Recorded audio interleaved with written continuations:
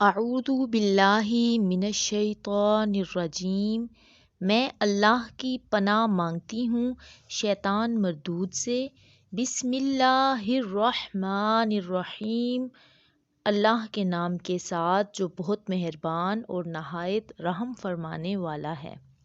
اللہم افتح لی فیہ ابواب الجنان واغلق عنی فیہ ابواب النیران ووفقنی فیہ لتلاوت القرآن یا منزل السکینۃ فی قلوب المؤمنین۔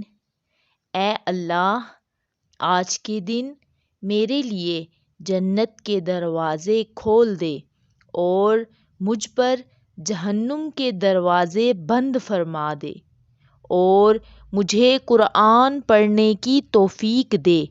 اے ایمانداروں کے دلوں کو تسلی بخشنے والے۔